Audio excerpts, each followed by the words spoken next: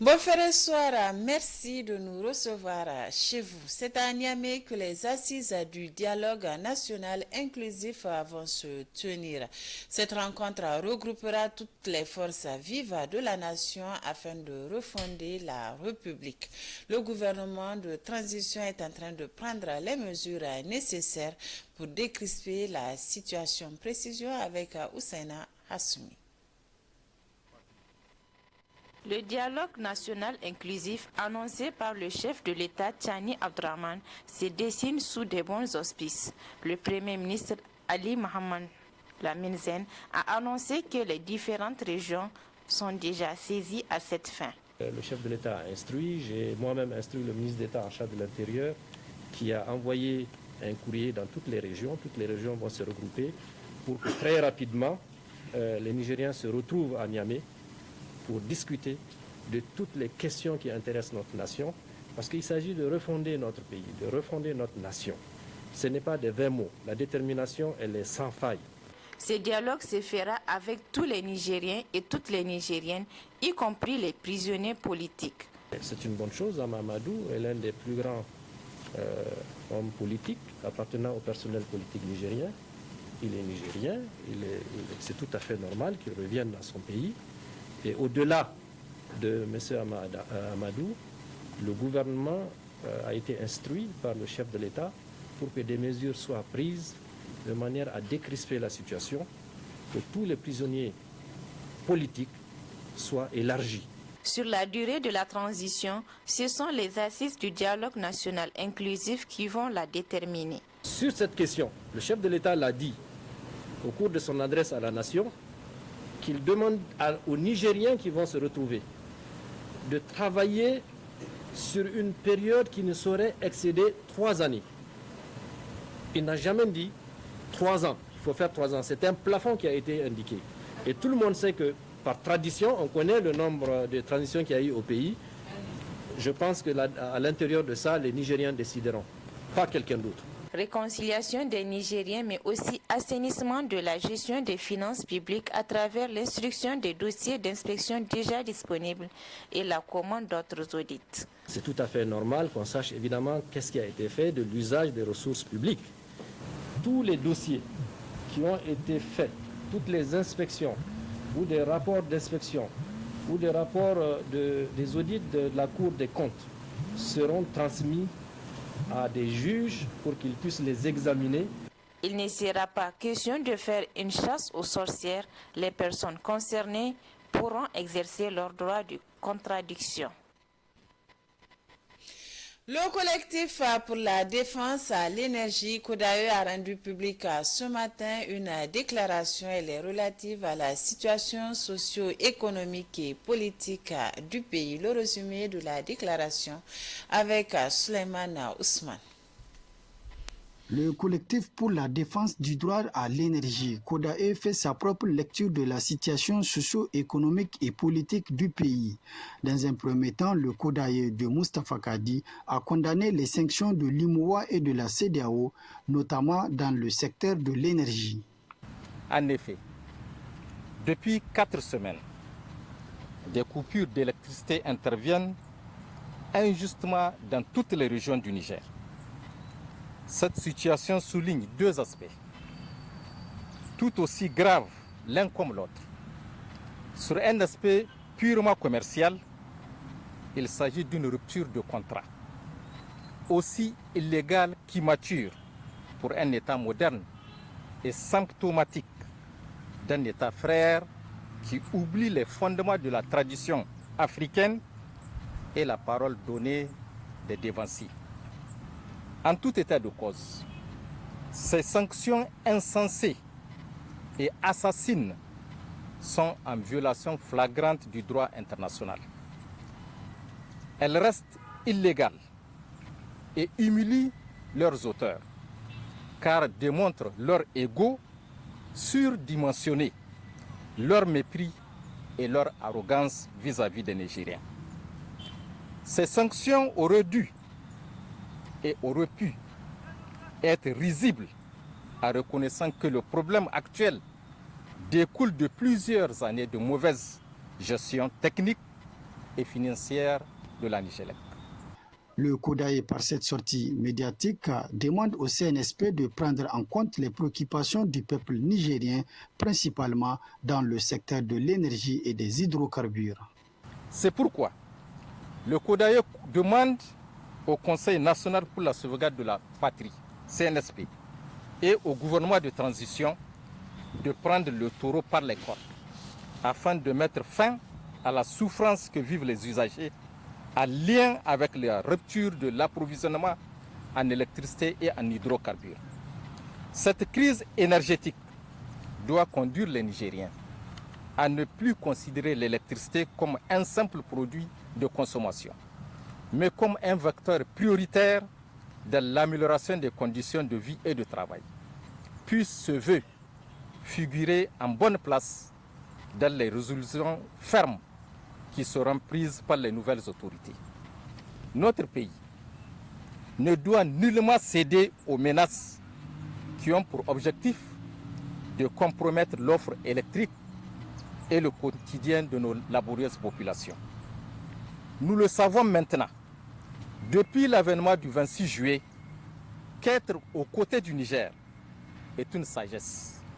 À cet égard, le CODAE demande aux fidèles et loyaux partenaires du Niger et aux opérateurs économiques de mieux évaluer la situation et préserver les liens, nous soutenant dans cette épreuve imposée par certains pays aux velléités inavouées. Et l'une des voies de cet appui est de nous aider à résoudre rapidement le problème électrique. Mustafa Kadi et ses camarades se réservent le droit de porter plainte contre la CEDEAO et l'UMOA pour réparation des actes posés. Le CODAE a par ailleurs condamné la prise du pouvoir par la force tout en prenant acte du présent coup d'État. Le mouvement citoyen, la population du quartier cité Olani ont rendu public hier après-midi une déclaration. Dans celle-ci, ils apportent leur soutien au CNSP, au gouvernement de transition. Le point avec Aboubakar Amadou et Mamadou Djori. Dans sa déclaration de soutien au CNSP rendue publique ce mercredi 6 septembre 2023, le mouvement citoyen et la population du quartier cité Olani note avec satisfaction l'engagement et la détermination du peuple nigérien qui est en train de faire un travail responsable et historique. Travail consistant, le vrai déclic de la libération de notre pays. C'est pourquoi nous demandons à nos militants et à l'ensemble de la population de Cité Olani de participer activement à ce djihad, la défense de la patrie que mènent aujourd'hui les forces vives de la nation. Le MC constate avec atterrement et indignité les propos odieux tenus par le président psychotique de la France, dont la nullité communicationnelle dessert chaque jour son pays. En effet, chaque sortie macronienne permet de mieux cerner l'escroquerie française en Afrique et provoquer du coup des tracas géopolitiques à la Grande France. Ainsi, face à l'impulsivité névrotique de ce petit Macron impudique et aux agissements inintelligibles d'une CEDEAO infantilisée, le MC et la population des cités Olani demandent au gouvernement et au peuple vaillant du Niger. Le mouvement citoyen et la population du quartier cité Olani ont aussi lancé un vibrant appel à l'endroit des nouvelles autorités de Niamey et la population nigérienne de mettre en place un programme d'urgence pour la défense de la patrie basé sur le 3F. Formation militaire rapide, formation à la citoyenneté et formation au métier. Au peuple nigérien d'adopter la stratégie de lutte de la non-violence en accentuant les manifestations pacifiques permanentes et en restant à l'écoute de nos leaders de la société civile qui font un travail panafricaniste et héroïque. De la durée de la transition, le MC demande au CNSP et au gouvernement de ne pas se soumettre à un agenda extérieur d'où qu'il vienne, mais de tenir compte des propositions du peuple patriote. Le CNSP et le gouvernement doivent tenir compte du contexte sociopolitique et sécuritaire du pays d'une part et la nécessité d'élaborer des textes plus adaptés permettant d'éviter les errements passés d'autre part. C'est pourquoi le MC et la population de Cité Olani proposent une durée de 3 ans au minimum et de 4 ans au maximum. Les signataires de la présente déclaration ont salué la prise du pouvoir par les forces de défense et de sécurité le 26 juillet 2023 qui s'est déroulée sans effusion de sang, mais aussi les décisions prises par le CNSP et son gouvernement mettant fin aux accords coloniaux et l'expulsion de l'ambassadeur de France du territoire nigérien. Très tôt ce matin, l'hôpital national Amirou Boubacar Diallo, ex-CHU de Niamey, a procédé à une simulation de la mise en œuvre du plan blanc dans le dit hôpital. C'est une action déclenchée pour la prise en charge de plusieurs malades et blessés évacués par les différents services compétents pour une prise en charge urgente. Le plan blanc comporte 2 aspects fondamentaux, a précisé le coordonnateur médical. Les explications avec Ablaziz Mahamadou et Moman Siraj Nassir. Cette simulation organisée par l'hôpital national Amirou Boubacar Diallo, ex-CHU de Niamey, est une mise en œuvre du plan blanc du dit hôpital. Il comporte 2 aspects, dira le coordonnateur médical. Soit le taux d'occupation des lits des urgences est dépassé, soit nous avons un afflux de blessés. En ce moment, une cellule de crise est mise en place au niveau de la direction. À partir de ça, si cette crise persiste, nous avons le déclenchement du plan blanc proprement dit. Et il met en activité presque tous les organes de l'hôpital. Il y a des rappels des gens qui sont à la maison pour participer ensemble à la gestion de la crise. Une fois que la crise est passée, le plan blanc est levé. Ce plan blanc est une particularité, si on peut dire, du plan général qui s'appelle le plan de secours, organisation de secours, ça veut dire le plan ORSEC, qui est un plan plus général qui va entraîner la participation d'autres acteurs comme le gouvernorat, la mairie et autres. Le plan blanc est déclenché dans un contexte de catastrophe, soit provoquée, soit naturelle. C'est en ce moment qu'on déclenche le plan blanc, parce que les hôpitaux vont être inondés, ils vont recevoir plus de blessés, plus d'afflux de blessés. Profitant de cette initiative et attachant du prix à la souveraineté et la dignité du Niger et de son peuple, les femmes travailleuses de l'hôpital national Amirou Boubacar Diallo se sont prononcées sur la situation sociopolitique du Niger, née des événements du 26 juillet 2023. Apportons notre soutien indéfectible aux nouvelles autorités de notre pays. Soutenons le noble combat de la société civile pour le départ des militaires français de notre territoire et de la révision de toute convention avec la France. Condamnons avec la dernière énergie les sanctions cyniques et inhumaines de la CEDEAO. Rejetons toute action militaire contre notre pays. Félicitons les pays frères du Mali, du Burkina Faso, de la Guinée-Conakry pour leur soutien inconditionnel. Appelons à la CEDEAO à surseoir aux sanctions infligées au peuple nigérien. Au cours de cette simulation, tout le personnel de l'hôpital national Amirou Boubacar Diallo, le service des urgences et annexes et au-delà, toute la chaîne impliquée dans la mise en œuvre du plan blanc ont été mobilisés dans le but de manifester et démontrer à l'opinion nationale et internationale les dispositions prises par les autorités du pays pour faire face à de telles situations au besoin. Les travaux de construction de la voie ralliant l'hôpital général de référence au boulevard Tanimoun ont été interrompus, une situation que déplorent les habitants du quartier qui demandent une solution à cette inquiétude. Le constat avec Samira Issa Ali Maïga et Ibrahim Idi. Nous sommes au quartier Centre Aïuri, sur la voie reliant l'hôpital général de référence au boulevard Tanimoun. Tout au long de la voie, l'on constate une grande stagnation d'eau. et sur les côtés des boutiques et stations non fonctionnelles. D'après les riverains rencontrés, cette situation est due à l'arrêt des travaux de la voie.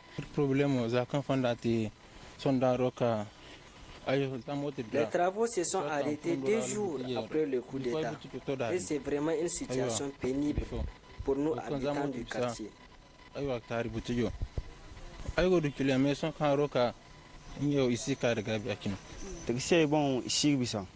Les taxis n'empruntent plus la voie. Il faut qu'on aille jusqu'au goudron pour avoir un taxi.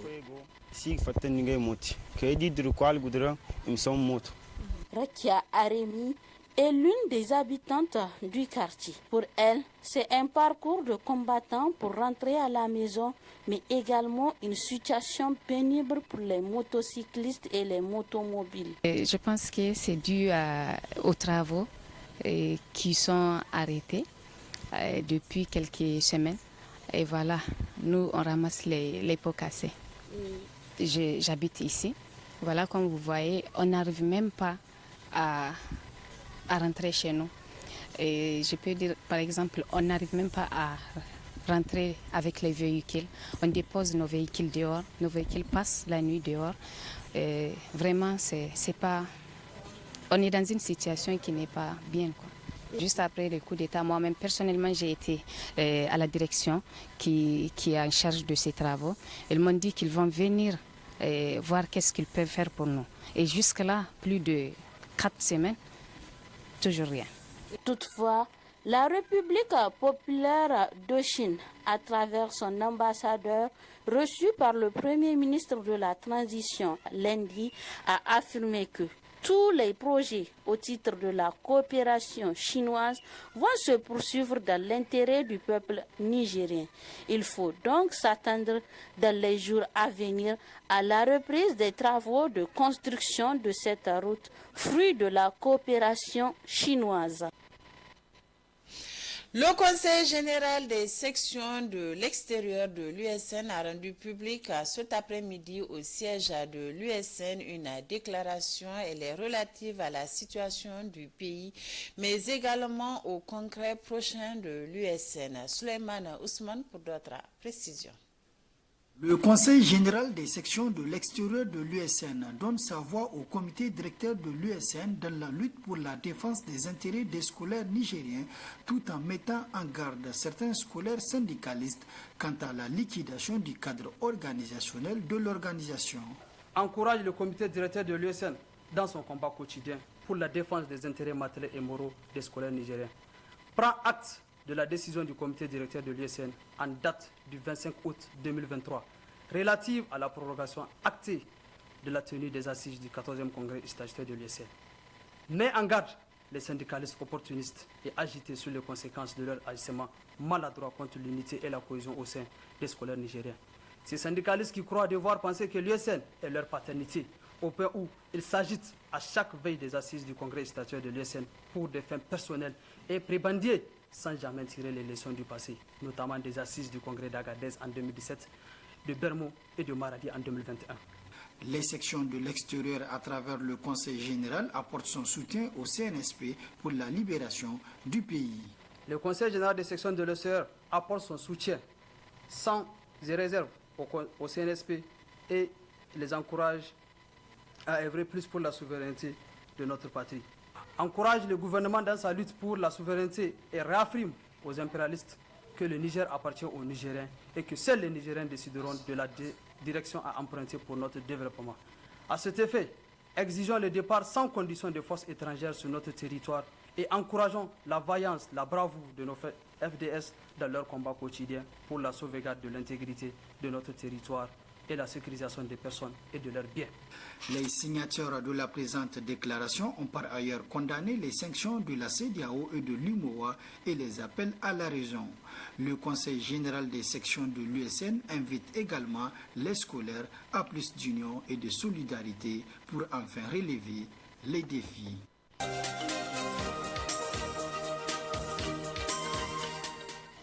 présent, la revue de la presse de Bonferré et comme chaque jeudi soir, je suis avec Moustapha Zongoma. Moustapha, bonsoir. Bonsoir Aminata Yaemega.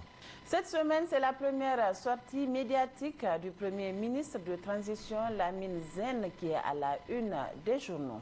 Effectivement, Aminata, le quotidien privé L'Enquêteur a d'ailleurs édité à ce effet un numéro hors série hier, mercredi 6 septembre 2023, avec comme titre « Conférence de presse du Premier ministre, justice sociale, souveraineté fortifiée, libération des prisonniers politiques, les promesses fortes de Lamine Zen ». Aux confrères d'écrire, malgré l'embargo économique et financier illégal et criminel assorti d'une menace d'agression armée de la CEDEAO contre notre pays, les autorités de la transition maintiennent le cap. La lutte contre le terrorisme connaît un regain de vitalité et le fonctionnement régulier de l'État n'est pas paralysé. Les salaires et le fonctionnement de l'appareil de l'État seront assurés sur la base de la mobilisation des ressources internes.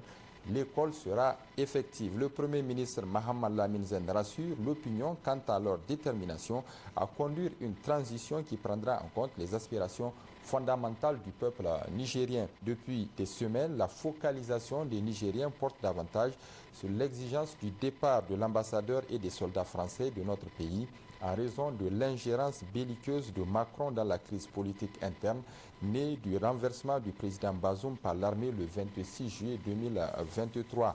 Le refus catégorique du président français et son gouvernement d'obtempérer à ces exigences des nouvelles autorités nigériennes au motif qu'ils ne reconnaissent pas la légitimité de ces dernières est considéré par les Nigériens comme un affront et un mépris vis-à-vis de la souveraineté de notre pays et donne lieu depuis des semaines à une mobilisation permanente devant la base aérienne 101 de l'escadrille militaire pour mettre la pression sur les soldats français afin qu'ils s'en aillent de chez nous. Occasion pour Lamine Zen d'annoncer le dépôt de 2 plaintes par l'État du Niger auprès des institutions judiciaires de la CEDEAO et de l'UEMOA pour une réparation des préjudices causés à notre pays à la suite des sanctions imposées par ces institutions sous-régionales à notre pays. On ne va pas se laisser avoir, même les frontières qui sont fermées.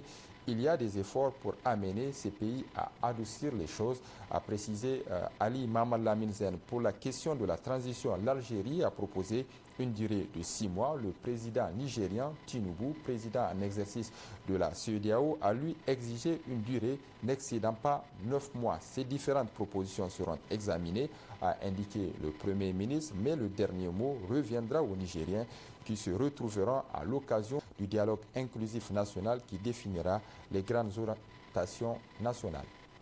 Sur cette conférence de presse, le quotidien gouvernemental Le Sahel d'hier mercredi a mis l'accent sur la durée de la transition annoncée par le CNSP. C'est un plafond et non une durée fixe. Il appartient aux acteurs du dialogue national d'en décider exactement. Oui, Aminata, en ce qui concerne la durée de la transition, le Premier ministre a indiqué à ce niveau précis que le chef de l'État a été clair en soulignant que la transition n'excédera pas 3 ans. Il s'agit d'un plafond et non d'une durée fixe, précisant qu'il appartiendra aux acteurs du dialogue national d'en décider exactement du temps qu'il faut. Le journal Le Monde d'aujourd'hui a consacré sa une à la question de l'endettement public massif du Niger évoqué par le Premier ministre lors de sa conférence de presse, estimant qu'il est nécessaire de juger Issoufou Mahamadou.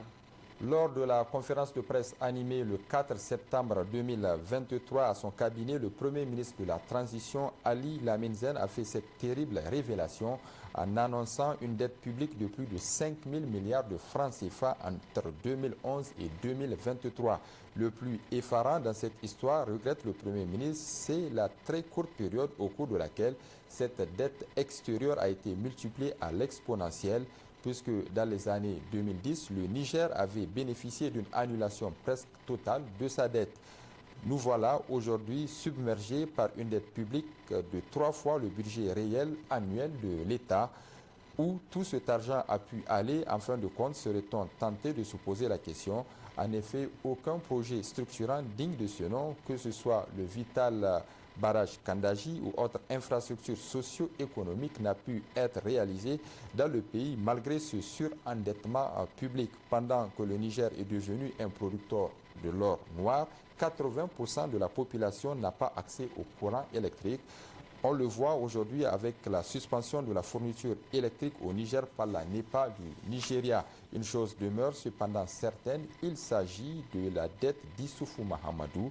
En effet, aujourd'hui, demain ou après-demain, il faudra nécessairement qu'Issoufou Mahamadou et son clan politique s'expliquent sur leur gestion des deniers publics et qu'ils disent où tout ce magot contracté au nom de l'État du Niger a pu être investi. Le CNSP et le gouvernement de transition sont ainsi mis devant leur responsabilité historique, celle de faire toute la lumière sur la gestion totale du régime de la renaissance d'Issoufou Mahamadou et de son clan politique. Aujourd'hui, c'est la revendication fondamentale de tous ces millions de Nigériens qui manifestent chaque jour leur soutien au CNSP et au gouvernement. Le journal Le Canard en furie de cette semaine est lui revenu sur les contours du coup d'État du 26 juillet 2023 avec cette interrogation. Bazoum voulait-il créer Petro-Niger pour financer les chefs terroristes? Décidément, depuis les événements du 26 juillet 2023, les langues se délient, les secrets enfouis remontent progressivement en surface au Niger à propos du terrorisme, de ses bailleurs de fonds et de son mode de financement. C'est ainsi qu'une vidéo bien renseignée qui est virale circule actuellement sur les réseaux sociaux de la place dans laquelle l'on apprend l'implication du président déchu Mohamed Bazoum dans le financement du terrorisme, écrit le journal Le Canard en furie de cette semaine. Selon la vidéo, Bazoum aurait profité de son séjour au ministère de l'Intérieur pour connaître les noms de tous les chefs terroristes de cet espace ainsi que ceux du bassin du lac Tchad. Ainsi, il aurait monté les réseaux clandestins de financement de ces cellules terroristes afin d'épargner le Niger contre les attaques meurtrières. Ces réseaux tourneraient autour de 3 personnages centraux proches de Bazoum, à savoir un de ses neveux, M.